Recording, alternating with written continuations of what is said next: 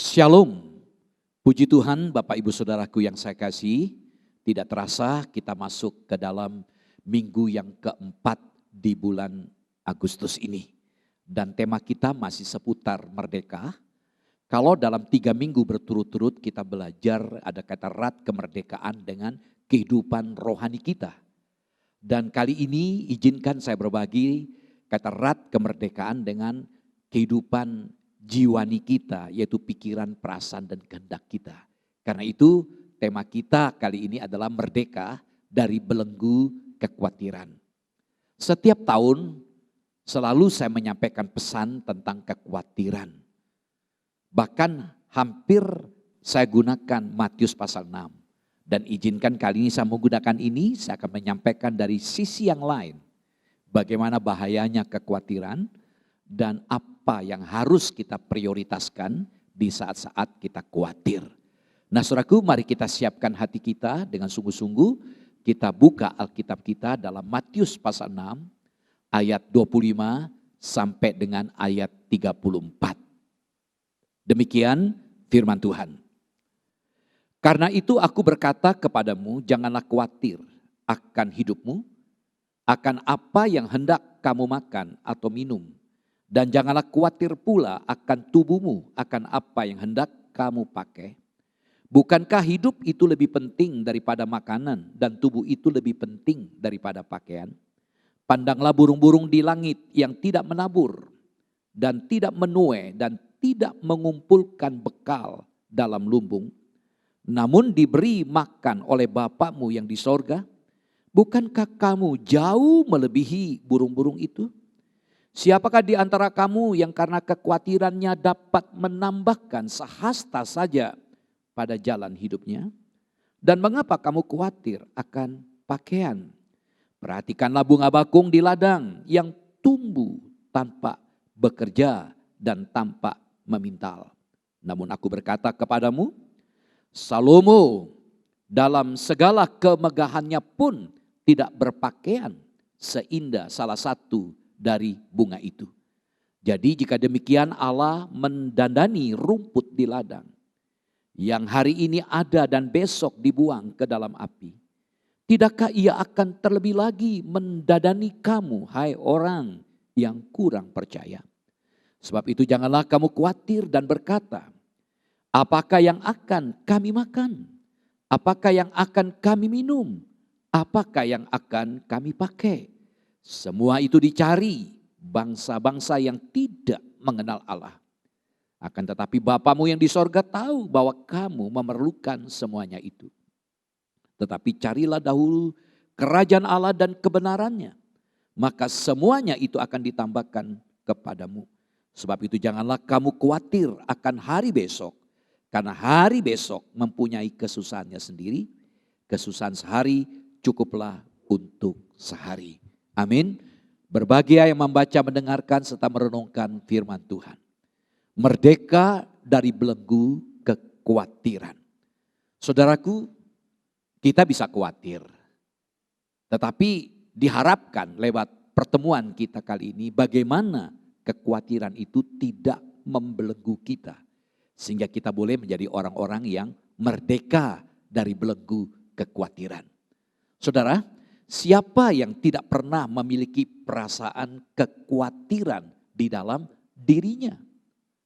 Saya begitu meyakini bahwa setiap saudara dan saya, kita semuanya ya pernah memiliki pengalaman dan merasakan apa artinya kekhawatiran itu, saudara. Ya, sekalipun kekhawatiran itu sendiri bukan sebuah perasaan yang dimimpikan atau didambakan oleh setiap orang. Tetapi perasaan khawatir itu seolah selalu lekat, begitu akrab dengan kehidupan manusia. Saudara, saat ini kita akui, tidak bisa dipungkiri bahwa tidak sedikit orang yang sedang terbelenggu di dalam penjara kekhawatiran. Mulai dari perasaan resah, perasaan gelisah sepanjang hari, tidak dapat tidur nyenyak di malam hari. Sampai akhirnya menjadi depresi. Ironisnya, karena banyak dari orang percaya termasuk di dalamnya saudara. Sebabnya sekalipun mereka bertuhan, mereka tidak yakin bahwa Tuhan itu memelihara hidup mereka. Sekalipun mereka memohon kepada Tuhan, mereka tidak yakin bahwa Tuhan mampu menolong mereka. Atau sekalipun mereka percaya Tuhan itu mampu menolong, mereka tidak yakin bahwa Tuhan mau menolong. Nah, bagian yang sudah kita baca, Matius 6 ayat 25 sampai 34 ini masih berkaitan erat dengan bagian sebelumnya, perikop sebelumnya, yaitu Matius 6 ayat 19 sampai 24. Jadi kalau kita ingin memahami konteks yang kita renungkan kali ini tidak bisa lepas dari perikop yang di atasnya, yaitu Matius 6 ayat 19 sampai 24. Keduanya sama-sama membicarakan tentang materi, tentang harta, tentang uang. Perhatikan dalam ayat 25. Karena itu aku berkata kepadamu. Perhatikan kata karena itu. Karena itu adalah kata sambung. Dalam ayat 25 ini yang menyiratkan bahwa Matius pasal 6 ayat 25 sampai 34 merupakan kelanjutan atau lebih tepat aplikasi penerapan dari Matius 6 ayat 24. Tujuannya maksudnya orang-orang yang mendedikasikan hidupnya hanya kepada Allah saja. Bukan sekaligus kepada mamon, kepada harta, kepada uang, kekayaan. Pasti tidak akan membiarkan dirinya dikuasai, dikendalikan oleh kekhawatiran. Bagi dia yang lebih penting itu adalah Tuhan Allah. Bagi dia yang lebih penting adalah Tuhan Yesus. Bukan materi, bukan harta, bukan kekayaan, bukan uang. Ia tidak akan memusingkan sesuatu yang tidak terlalu penting. Nah, saudaraku, lebih jauh lagi, Tuhan Yesus juga mengunci para pendengarnya dalam hal pikiran mereka.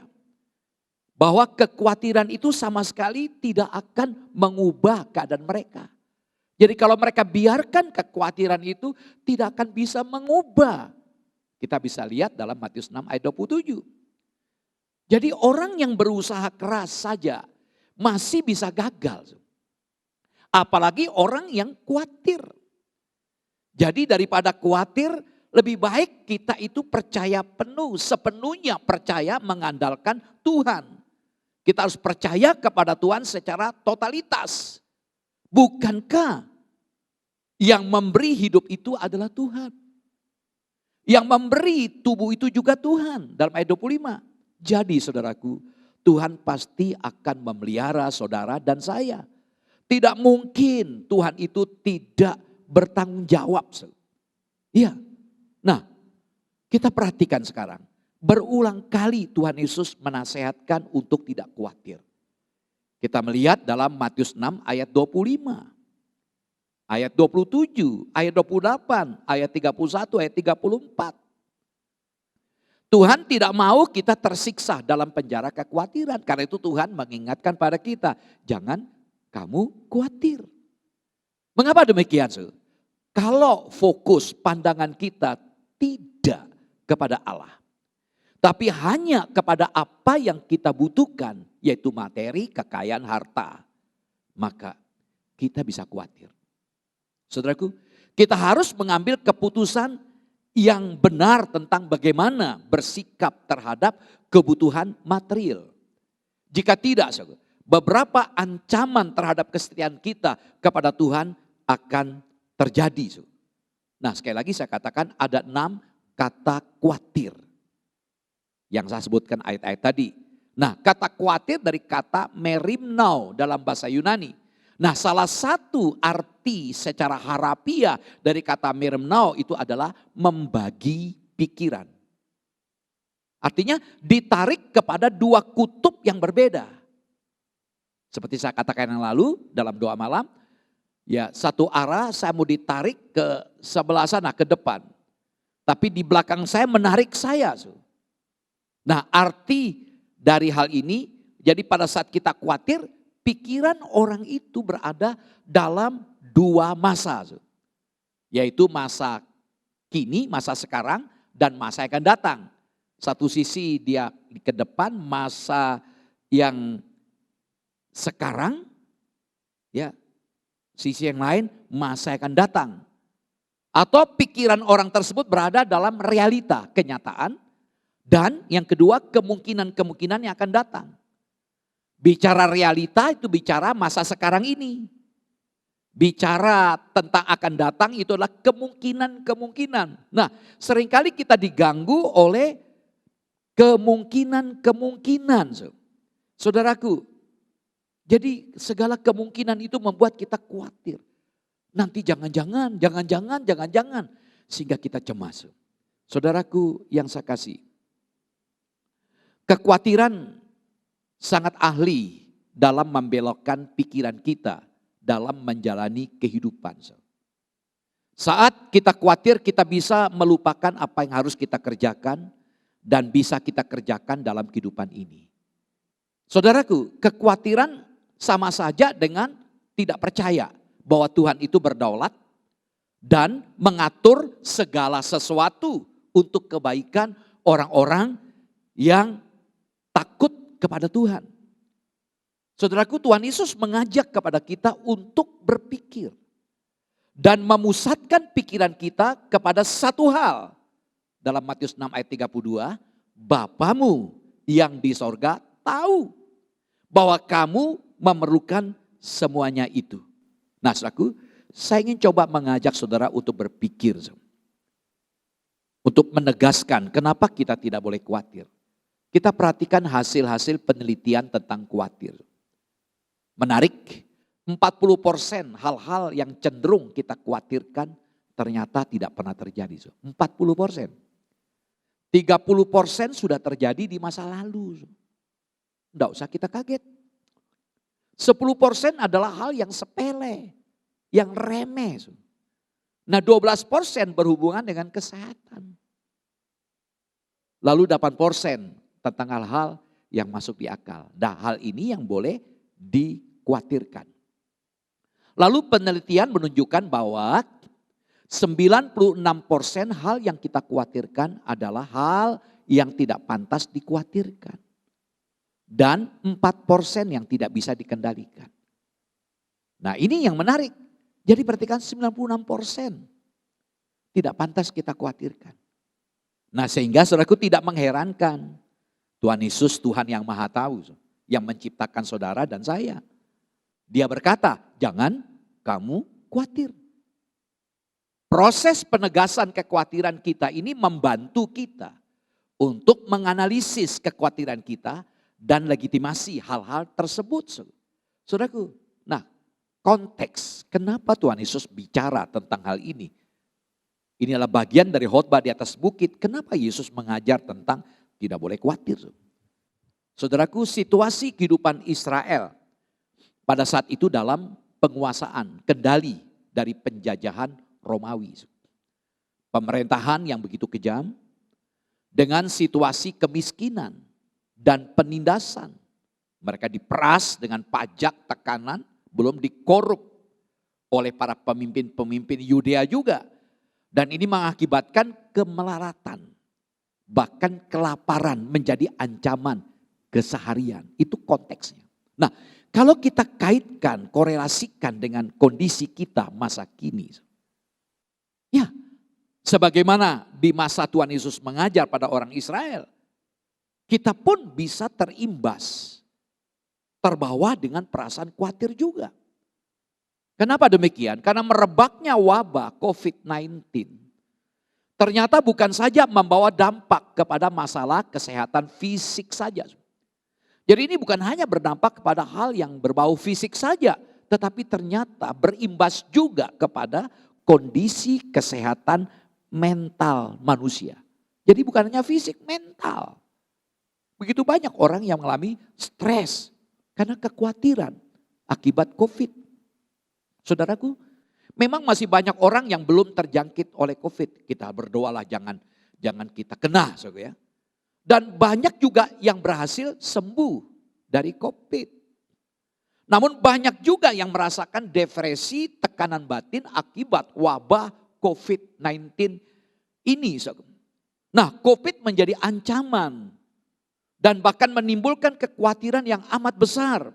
Karena potensi penyebaran dan penularan penyakit yang diakibatkan apabila masyarakat tidak bekerja sama melawan dan mengatasinya sejak dini sekarang ini. Data bertambahnya pasien yang positif COVID-19 dan yang meninggal dunia menimbulkan ketakutan. Lebih dari harapan, dari fakta bahwa pasien yang sembuh jauh lebih banyak. Dan negara-negara besar seperti China berhasil mengatasinya. Berdasarkan pengalaman keberhasilan melawan COVID-19 ini menjadikan China bisa menjadi berkat dengan membantu mengirimkan tim-tim ahli dan terlatih serta berpengalaman ke negara-negara lain yang saat ini masih berjuang mengatasi ancaman COVID-19. Bahkan vaksin Sinovac yang kita gunakan itu dari China. Matius 6 ayat 25, kita baca ulang ayat ini. Karena itu aku berkata kepadamu, janganlah khawatir akan hidupmu, akan apa yang hendak kamu makan atau minum. Dan janganlah khawatir pula akan tubuhmu, akan apa yang hendak kamu pakai. Bukankah hidup itu lebih penting daripada makanan dan tubuh itu lebih penting daripada pakaian? Apa makna dari pesan ini? Hidup, perhatikan, Yesus berkata, hidupmu, janganlah khawatir akan hidupmu. Kenapa demikian? Hidup lebih penting daripada makanan. Dan tubuh lebih penting daripada pakaian. Hal ini mengingatkan kepada kita bahwa pemeliharaan Allah, pemberian Tuhan jauh melebihi kekhawatiran angan-angan kita. Terbukti hari ini masih kita dikaruniai hidup. Puji Tuhan. Haleluya. Jadi kata hidup dalam ayat ini dari kata suke. Jadi psuke. Memang bisa berarti jiwa. Tapi di sini pada dasarnya mengandung pengertian nyawa. Jadi kata suke itu artinya nyawa. Yang memiliki arti bermakna sumber kehidupan. Dapat dibandingkan pula pada waktu menghidupkan Adam. Lalu kemudian kata tubuh dari kata Yunani soma. Ini mengandung pengertian cover. Yang memiliki arti bermakna bangunan fisik yang Allah anugerahkan dengan berbagai rupa yang unik dan istimewa untuk masing-masing orang. Kalau kita melihat tidak ada yang sama. Kalau toh kembar mirip-mirip tapi pasti ada bedanya. Begitu uniknya ciptaan Tuhan terhadap manusia. Lalu kita melihat kembali juga kata makanan dan kata minuman di sini sebenarnya menggambarkan tentang apa yang dikejar atau dicari dan dilakukan manusia setiap harinya untuk menopang nyawa, untuk memperpanjang usianya. Lalu kata pakaian di sini menggambarkan tentang apa yang dikejar atau dicari manusia untuk membangun identitas dirinya, statusnya, atau kebanggaannya. Dikatakan selanjutnya bahwa hidup lebih penting dari makanan. Dalam hal ini tidak terkecuali minuman. Saudaraku, orang sering lupa bahwa makanan hanyalah salah satu sarana alat dari sekian banyak sarana kehidupan. Keberadaan makanan dikejar bukan lagi sekadar memenuhi kebutuhan primer yang utama, tapi lebih dari kepuasan indera pengecap yang kita miliki. Begitu banyak orang suka kuliner. Demi untuk makanan, apa saja mau dilakukan. Tapi sesungguhnya itu hanya, ingat makanan hanya alat. Sudah tahu kolesterol tapi tetap memaksa diri makan makanan berbau kolesterol. Itu namanya mencobai. Saudaraku, demikian pula dengan pakaian yang kita miliki. Tidak lebih dikenakan bukan lagi pada sekedar fungsinya. Jadi bukan sekedar fungsinya menutupi tubuh, tetapi pakaian itu justru menjadi apa? Identitas diri. Dan untuk memenuhi hal tersebut manusia berlomba-lomba bersaing satu sama lain untuk mendapatkan dan menikmati pakaian-pakaian yang bermerek. Supaya orang tahu saya ini orang kaya, orang hebat, orang top. Saudaraku, khawatir. Ini masalah kita. Kenapa khawatir? Karena kita mikirin hari besok. Ada istilah yang sering kali kita dengar. Life for today. Artinya hidup untuk hari ini. Tetapi saya lebih suka mengartikannya dengan hidup di hari ini. Karena banyak orang yang tidak hidup di hari ini, tapi hidupnya di masa depan. Sehingga tidak kaget, dia khawatir. Matius 6:34 Tuhan Yesus berkata seperti ini. Sebab itu janganlah kamu khawatir akan hari besok. Karena hari besok memiliki kesusahannya sendiri. Kesusahan sehari cukuplah untuk sehari. Hari besok. Perhatikan ungkapan hari besok. Di sini dipersonifikasikan dengan apa? Digambarkan sebagai oknum. Terjemahan yang lebih teliti lagi adalah biarkanlah besok mengurus persoalan-persoalannya sendiri. Nah, dalam bahasa Yunani kata merimnese, ini kata khawatir, akan mengkhawatirkan. Kata kerja dalam bentuk future, aktif indikatif. Kadang-kadang dipakai dengan arti biarkanlah. Bentuk imperatif, perintah, dorongan. Saudaraku, kata ini merupakan personifikasi yang mencolok. Kesusahan sehari cukuplah untuk sehari. Kesusahan yang dimaksud jelas jasmania maupun batinia. Ini mengacu kepada persoalan-persoalan yang mungkin timbul. Kita tidak perlu menambahkan masalah esok kepada masalah hari ini. Yang hari ini kita hadapi. Yang hari ini harus diselesaikan. Kenapa harus mikirkan yang besok? Sementara yang hari ini aja kita berkutat, bergumul. Nah saudaraku yang saya kasih, mengkhawatirkan hari besok itu adalah sebuah kebodohan. Pada saat kita khawatir tentang hari besok, kita sebenarnya sedang menambah persoalan. Kesusahan besok telah ditambahkan pada kesusahan hari ini. Semakin banyak hari di depan yang kita khawatirkan sekarang, semakin banyak pula kesusahan kita sekarang. Ini tidak berarti bahwa kita tidak boleh membuat planning, perencanaan. Ya, Tuhan tidak melarang kita untuk merencanakan untuk masa depan kita. Kalau kita lihat misalnya dalam Kejadian pasal 41 ayat 33-36. Yusuf berhadapan dengan Raja Fir'aun. Yusuf diminta untuk mengartikan mimpi dari Raja Fir'aun. Yusuf mengartikan akan terjadi masa kelimpahan selama 7 tahun. Setelah kelimpahan akan terjadi masa krisis, kelaparan, paceklik. Dan itu semua akan habis-habisan. Lalu solusinya Yusuf mengatakan harus buat lumbung, ditimbun. Ini perencanaan. Demikian kita lihat juga semut. Dalam Amsal 6 ayat 6 sampai 11. Begitu rajin, begitu kompak. Ketika kesempatan peluang itu ada, dia timbun makanan. Karena ada waktunya dia sulit. Ada ancaman-ancaman. Maka kalau kita lihat semut ya, begitu mereka membawa makanan-makanan ditimbun dalam sarangnya. Nah jadi ini hanya berarti bahwa kita tidak boleh mengkhawatirkan masa depan. Kita perlu menyiapkan masa depan. Perlu menabung kalau kita punya uang lebih. Ya saudaraku, jadi hidup atau tenaga atau pikiran harus dipusatkan untuk hari ini saja. Itulah orang yang pandai, orang yang berhikmat. Saudaraku sebagai contoh, kalau saudara mau menebang hutan, wah penuh dengan pohon hutannya. Jangan melihat pada semua pohon yang harus saudara tebang nanti. Karena itu akan membuat saudara putus asa. Karena banyaknya pekerjaan yang harus saudara lakukan. Lihatlah pada satu pohon saja yang akan saudara tebang. Dan tebanglah pohon itu. Setelah pohon itu tumbang, baru lihat pohon selanjutnya, dan seterusnya. Saudaraku, orang yang khawatir itu membayangkan hal-hal buruk yang mungkin terjadi di masa depan.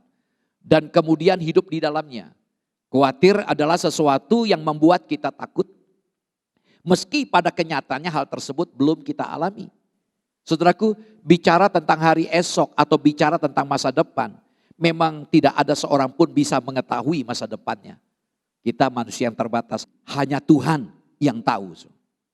Karena Dia Maha Tahu. Kita percaya tentang providensia Allah.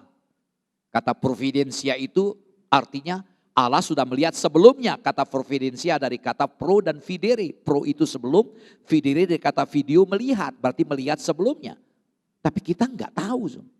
Saudara, karena ketidaktahuan itulah maka banyak orang menjadi cemas, menjadi takut, gelisah, galau, dan khawatir menghadapi masa depannya.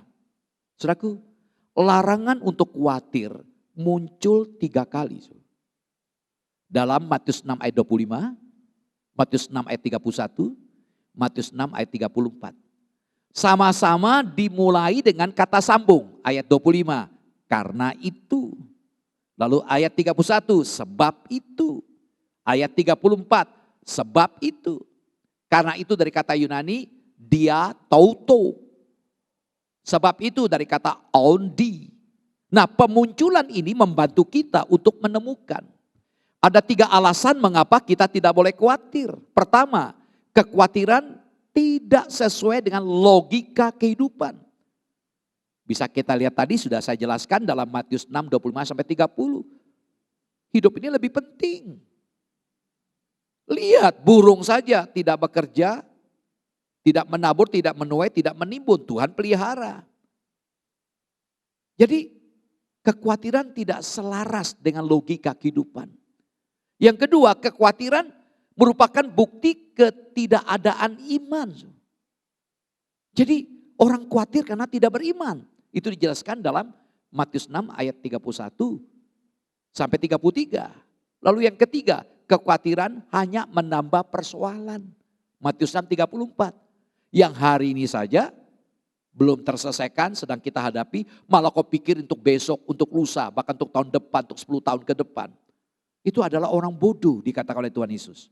Saudaraku, nah berdasarkan Matius 6 ayat 25-34 ini, maka ada beberapa bahaya dari rasa khawatir yang bisa mengancam kehidupan saudara dan saya. Yaitu pertama, kekhawatiran merupakan ekspresi tidak percaya akan penyertaan Tuhan Yesus melalui Kristus yang di dalam kita. Artinya kita meragukan providensia. Kita meragukan pemeliharaan Tuhan yang begitu sempurna dalam hidup kita. Ini sangat berbahaya. Yang kedua, kekhawatiran bisa menyumbat pipa iman kita untuk menerima janji Tuhan dalam hidup kita. Tersumbat berkatnya, janjinya. Karena kita tidak percaya. Kekhawatiran menghambat iman kita dan membuat iman kita menjadi lemah. Sehingga kehilangan harapan kepada janji Tuhan. Ini juga sangat mengancam dan berbahaya sekali. Yang ketiga, kekhawatiran akan membuat kita tidak bahagia. Padahal kita ingin bahagia. Kekhawatiran merampas damai sejahtera kita. Menghilangkan sukacita dalam hidup kita. Kekhawatiran menghambat berkat. Kekhawatiran menghambat pertolongan Tuhan dalam hidup kita. Kekhawatiran membuat confidence atau rasa percaya diri kita menjadi lemah. Kita enggak percaya diri. Saudaraku, seorang dokter ahli onkologi, ahli penyakit kanker mengatakan begini. Bahwa di dalam diri setiap orang terdapat sel-sel atau benih sel yang bisa berkembang menjadi liar, menjadi tidak beraturan, menjadi sesuatu yang ganas. Itulah sel kanker. Dan dikatakan bahwa 90% unsur yang paling besar yang dapat memicu sel ini menjadi liar, yaitu pada waktu orang tersebut mengalami stres, kekhawatiran, dan ketakutan. Jadi kalau kita tidak ingin kanker, bukan kantong kering ya, kalau kita tidak ingin mengalami penyakit kanker, jangan kita stres, jangan kita takut, jangan kita khawatir. Sementara 10% unsur yang dapat memicukan adalah karena makanan. Itu kanker. Jadi hanya 10% penyebab kanker dari makanan. Itu sebabnya Tuhan Yesus berpesan, jangan kamu khawatir akan hidupmu. Karena 90% bisa memicu kepada penyakit kanker juga. Saudaraku, jadi apa yang diajarkan Tuhan Yesus tentu saja tidak berarti bahwa kita tidak perlu memikirkan kebutuhan sehari-hari seperti saya katakan tadi. Memikirkan sesuatu berbeda dengan mengkhawatirkan hal tersebut.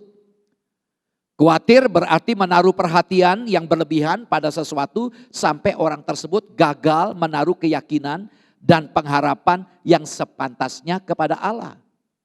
Dalam Matius 6:30 mengatakan tadi, hai orang yang kurang percaya.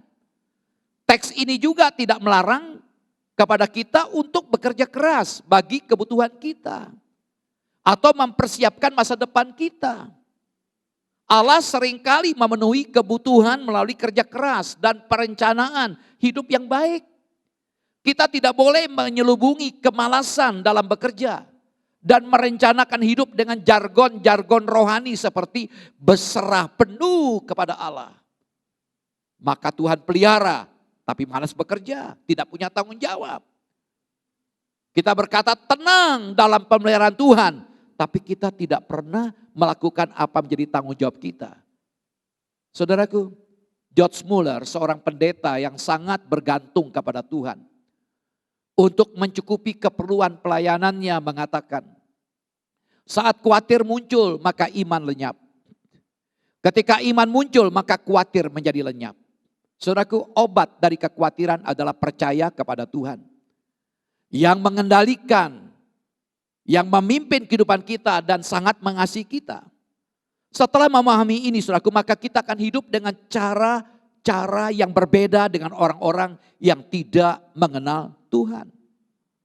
Orang yang tidak mengenal Tuhan akan menempatkan materi, harta, uang, kekayaan sebagai target pengejarannya.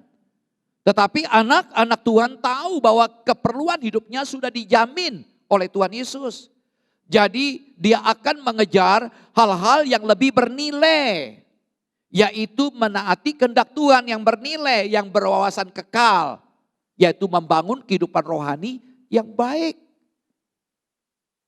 Jadi khawatir bagaikan musuh terselubung yang dapat menggerogoti kekuatan rohani kita. Menjauhkan relasi dengan Tuhan, mengacaukan fokus hidup, bahkan juga bisa menyeret seseorang dalam kejatuhan rohani yang sangat dalam. Saudara, Tuhan tidak ingin umatnya hidup dalam kekhawatiran. Murid-murid Yesus harus mengambil keputusan yang benar tentang bagaimana bersikap terhadap kebutuhan material. Jika tidak, beberapa ancaman terhadap kesetiaan kita kepada Tuhan itu akan terjadi. Pertama, orang Kristen harus tahu membuat prioritas yang benar. Jadi kita harus menempatkan yang utama, yang benar dalam hidup ini. Yang harus diprioritaskan itu adalah apa? Harta sorgawi. Bukan duniawi yang sebentar lenyap. Jadi bukan harta duniawi. Itu yang disinggung dalam Matius 6 ayat 19-20. Jadi kita harus mengutamakan, menomorsatukan yang kekal. Dan menomorduakan yang bersifat sementara. Karena harta bisa lenyap, tidak ada yang abadi. Yang kedua, Yesus itu realistis sekali. Jika harta dunia prioritas kita, hati kita pun akan terhambat kepada dunia ini. Matius 6:21. Harta harus ditempatkan sebagai hamba dan alat. Jika tidak, ia akan melonjak. Menjadi bos, menjadi tuan. Dan kita dikudeta kedudukan menjadi budak. Dalam Matius 6:24. Yang ketiga, salah prioritas dalam soal harta akan membuat kita kehilangan kesukaan dalam hidup ini. Hidup akan terbungkuk memikul beban kekhawatiran tentang kebutuhan sehari-hari. Kehidupan Kristen seperti itu akan serendah kehidupan orang yang tidak mengenal Tuhan. Akibat dari mengkhawatirkan masa depan, kita mengerutkan diri sendiri dan menjadikan wajah kita berkerut. Connie ten Boom mengatakan seperti ini. Kekhawatiran tidak mengosongkan hari esok yang penuh derita. Kekhawatiran mengosongkan hari esok yang berisi kekuatan. Corrie ten Boom adalah korban dari kekejaman Hitler. Dia ada di kamp konsentrasi. Bahkan dia melihat saudara sendiri meninggal dunia. Tapi dia masih melihat ke depan, masa depan. Saudaraku, ada sebuah keluarga kehilangan 80% uangnya yang disimpan dalam bentuk saham. Dalam masa krisis ini, masa COVID ini, nilai sahamnya turun dari sekitar 2 miliar rupiah menjadi apa? Menjadi sekitar 400 juta rupiah. Bayangkan, walaupun ada kemungkinan harga saham naik lagi, sulit bagi dia, bagi kita membayangkan bagaimana rasanya kehilangan uang sebanyak 1,6 miliar rupiah sekaligus. Ini fakta. Bayangkan kalau dia khawatir, dia akan mati. Uang hilang sekejap karena nilai saham turun 1,6 miliar, hilang. Uangnya cuma tinggal 400 juta. Begitu banyak orang-orang sedang kebingungan sekarang. Dia depositokan uang di beberapa tempat termasuk koperasi.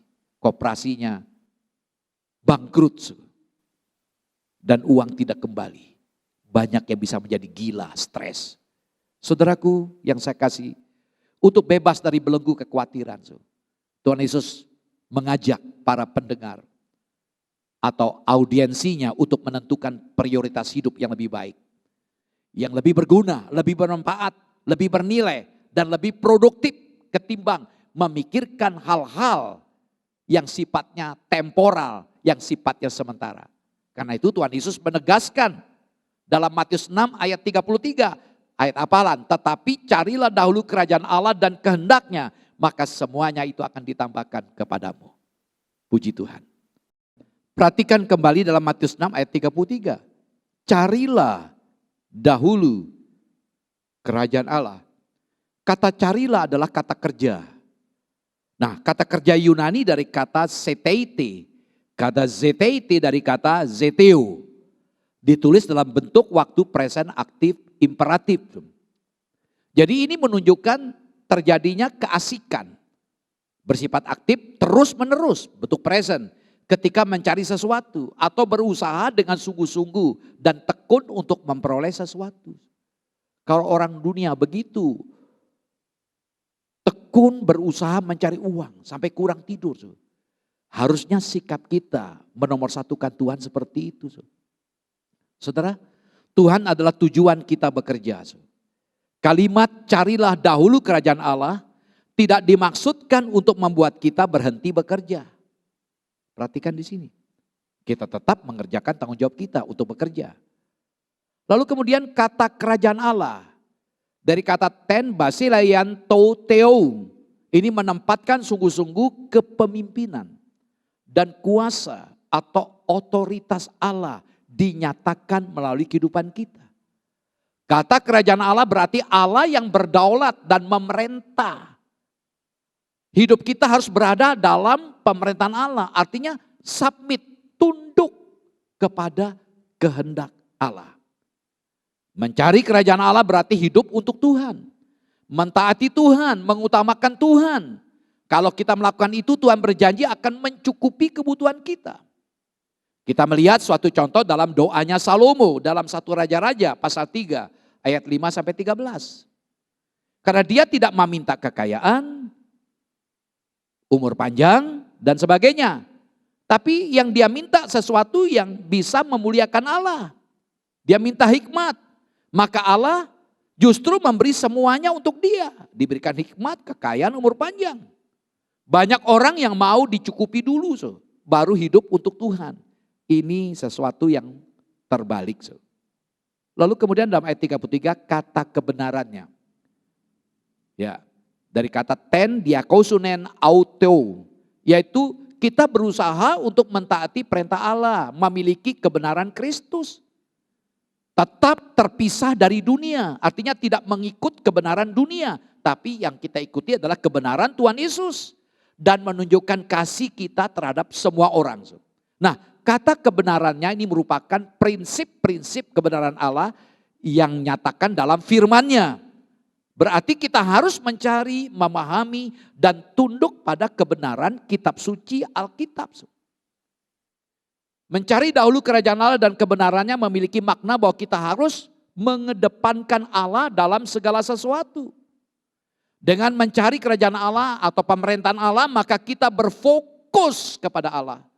Dan dengan itu melakukan kehendaknya. Janganlah kita khawatir mengenai dunia ini, tapi khawatirlah mengenai Allah, yaitu rencananya, karyanya dalam Kristus dan kehendaknya. Bagaimana dapat dinyatakan di bumi melalui kehidupan saya, kehidupan saudara. Itu yang perlu kita khawatirkan. Jangan sampai Allah tidak menyatakan rencananya dan karyanya, kehendaknya dalam hidup kita. Dengan mengkhawatirkan Allah, kita pasti tidak akan terjebak dalam kekhawatiran akan hal-hal dunia. Dan janjinya, Bapa akan menambahkan semua kebutuhan kita tersebut bagi kita. Saudara, fokus kita pertama-tama haruslah Allah Bapa dengan kerajaannya. Dia adalah Allah pencipta dan pemelihara. Dia juga adalah Bapa yang mengasihi saudara dan saya. Dengan berfokus kepada Allah, maka niscaya kita dapat menghindarkan diri dari belenggu-belenggu kekhawatiran. Kisah nyata yang terjadi di Korea. Dr. El Maurin menceritakan tentang seorang pengusaha Kristen yang sedang melakukan perjalanan di Korea. Di sebuah ladang di tepi jalan ada seorang pemuda yang menarik bajak sederhana. Sementara seorang pria tua memegangi pegangan bajakan itu. Lalu si pengusaha itu tertarik untuk melihatnya dan berkata, menarik sekali. Saya kira orang-orang itu sangat miskin ya. Katanya kepada misionaris yang menjadi penerjemah dan pemandu pengusaha itu. Kenapa miskin? Karena tidak ada kerbonya. Si pemuda yang menarik bajak, bapaknya yang mengendalikan bajakan itu. Iya, jawab sang misionaris. Kedua orang itu Kristen. Waktu gereja mereka dibangun, mereka sangat ingin untuk mempersembahkan sesuatu untuk gerejanya. Tapi mereka tidak memiliki uang. Jadi mereka memutuskan untuk menjual satu-satunya kerbau mereka. Dan memberikan hasil penjualan kerbau itu kepada gereja. Musim semi ini mereka menarik sendiri bajak mereka tanpa kerbau. Mendengar hal itu si pengusaha pun terdiam. Lalu ia berkata, itu benar-benar pengorbanan sejati. Sang misionaris berkata, mereka tidak menyebutnya demikian. Mereka menganggap diri mereka beruntung.